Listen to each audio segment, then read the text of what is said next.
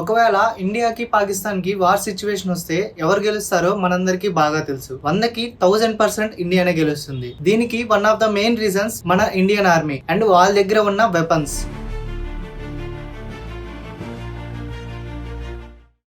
ఈ రోజు ఈ వీడియోలో మన ఇండియా దగ్గర ఎలాంటి వెపన్స్ ఉన్నాయి అనే విషయం గురించి అయితే మాట్లాడుకుందాం. అండ్ మన దేశానికి ఒక సెక్యూరిటీ లా ఉన్న మన ఆర్మడ్ ఫోర్సెస్ యొక్క రియల్ పవర్ గురించి ఈ వీడియోలో మనం తెలుసుకుందాం. సో వీడియో స్కిప్ చేయకుండా చివరి వరకు చూడండి. ఇక ఏ మాత్రం లేట్ చేయకుండా వీడియో స్టార్ట్ చేసేద్దాం.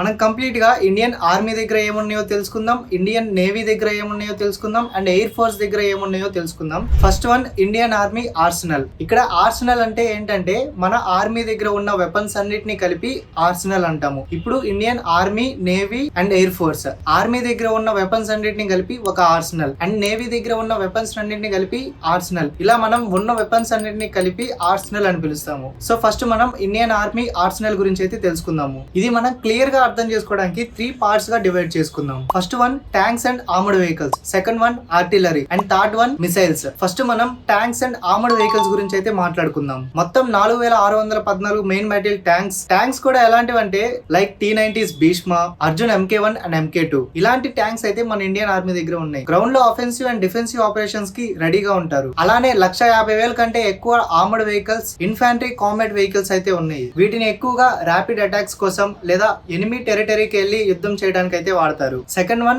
ఆర్టిలరీ. ఆర్టిలరీ అంటే గన్స్, గ్రెనేడ్స్, రాకెట్ లాంచర్స్ ఇలాంటి వాటిని ఆర్టిలరీ అని అంటారు. మన ఇండియన్ ఆర్మీ ఆర్టిలరీ స్ట్రెంత్ చూస్తే లిటరలీ గూస్ బంప్స్ వస్తాయి. వీటిలో powerful and most used weapons ఏంటివంటే 130mm, 155mm towed and self propelled howitzers. అలానే Pinaka multi barrel rocket launchers కూడా ఆపరేట్ చేస్తారు. ఆర్టిలరీ గన్స్ తో అయితే 30 నుండి 40 కిలోమీటర్స్ రేంజ్ లో ఉన్నప్పుడు ఫైట్ చేస్తారు. ఇక పినాకా రాకెట్స్ తో అయితే 40 to 75 రేంజ్ లో ఉన్న ఎనిమీస్ ని డిస్ట్రాయ్ చేయగలరు. ఇవి మెయిన్ గా యూజ్ చేసేది ఎప్పుడంటే మిలిటరీ ఆపరేషన్స్ లో ఎనిమీస్ ని దూరం నుండి డిస్ట్రాయ్ చేయాలంటే ఇవి వాడతారు. అండ్ ఇప్పుడు మనం మిసైల్స్ గురించి తెలుసుకుందాం. ఇండియన్ ఆర్మీ అయితే deadly surface to surface missiles ని ఆపరేట్ చేస్తుంది. దీనికి మెయిన్ ఎగ్జాంపుల్ అగ్ని సిరీస్. అగ్ని 1, అగ్ని 3 అండ్ అగ్ని 5. అగ్ని 1 రేంజ్ వచ్చేసి 700 కిలోమీటర్స్, అగ్ని 3 రేంజ్ వచ్చేసి 3000 నుండి 5000 కిలోమీటర్ వరకు ఉంటుంది, అండ్ అగ్ని 5 రేంజ్ వచ్చేసి 5200 కిలోమీటర్స్. ఈ మిసైల్స్ లో అయితే nuclear and conventional strikes capability ఉంది. స్ట్రాటజిక్ డిటరెన్స్ కి మెయిన్ రోల్ ని పాటిస్తాయి. మన దేశాన్ని ఎవరు దాడి చేయకుండా ఉండటానికి కూడా ఇవి ఉపయోగపడతాయి. సో ఫైనల్ గా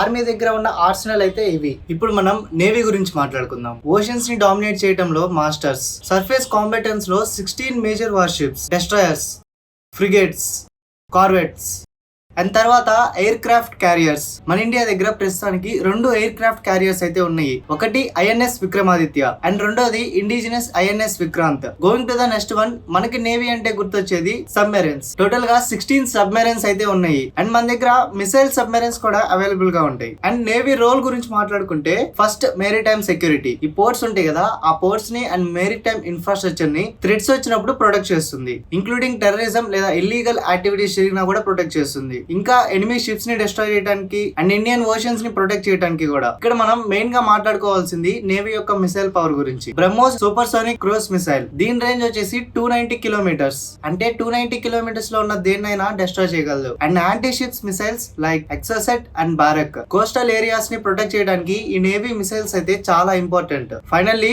ఇండియన్ ఎయిర్ ఫోర్స్. మన ఎయిర్ ఫోర్స్ ఇండియా స్కైస్ కి సెక్యూరిటీగా ఉండటం అండ్ ఎనిమీస్ కి షాక్ థెరపీ ఇవ్వడంలో experts. Su-30 MK1, Rafale, HAL Tejas, MiG-21 ఇలాంటి ఫైటర్స్ ని ఆపరేట్ చేస్తున్నారు. ఓవర్ 500+ ఫైటర్ జెట్స్ అవైలబుల్ గా ఉంటాయి. బార్డర్స్ దగ్గర స్కై కి 24/7 సెక్యూరిటీగా ఉంటారు. ఎయిర్ ఫోర్స్ దగ్గర ఎయిర్ టు ఎయిర్ వెపన్స్ కూడా ఉంటాయి. అంటే ఇప్పుడు ముందు ఎనిమీ జెట్ వెళ్తుంది అనుకోండి, మన జెట్ నుండే వాళ్ళ జెట్ ని టార్గెట్ చేసి నాశనం చేయగలదు. R-77 అండ్ పైథాన్ లాంటి మిసైల్స్ ని డాగ్ ఫైట్స్ అప్పుడు యూజ్ చేస్తారు. డాగ్ ఫైట్స్ అంటే క్లోజ్ రేంజ్ లో ఉన్నప్పుడు. And next air to ground weapons, అంటే గాల్లో నుండి ల్యాండ్ మీద దాడి చేయడానికి. వీటిలో బ్రహ్మోస్ A వేరియంట్ యూజ్ చేస్తారు. Transport and support aircraft విషయంలో MiL Mi-17 హెలికాప్టర్స్ ని యూజ్ చేస్తారు. Troops transport, logistics, search and rescue operations, వీటికైతే ఈ హెలికాప్టర్స్ క్రూషియల్ రోల్ ని పాటిస్తాయి. స్పెషల్లీ బార్డర్ ఏరియాస్ లో వీటి హెల్ప్ చాలా ఇంపార్టెంట్. సో మన army, navy and air force దగ్గర ఉన్న ఆర్సనల్స్ అయితే ఇవే. అండ్ ఈ మూడింటి యొక్క స్ట్రెంగ్త్ మన ఇండియాకి చాలా ఇంపార్టెంట్. తమ ప్రాణాలని పణంగా పెట్టి దేశంలో ఉన్న ఎంతో మంది ప్రాణాలని కాపాడుతున్నారు. అలాంటి సోల్జర్స్ కి ప్రతి ఒక్కరు సెల్యూట్ చేయాలి. దేశం కోసం అక్కడ అంతమంది ప్రాణాలను ఇస్తుంటే ఇక్కడ మనోళ్ళు మాత్రం మా నాయకుడు, మా అన్న,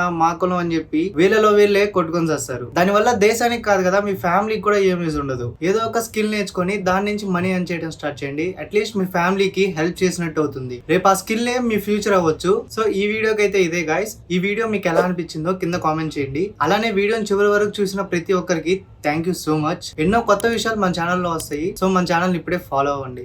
జై హింద్.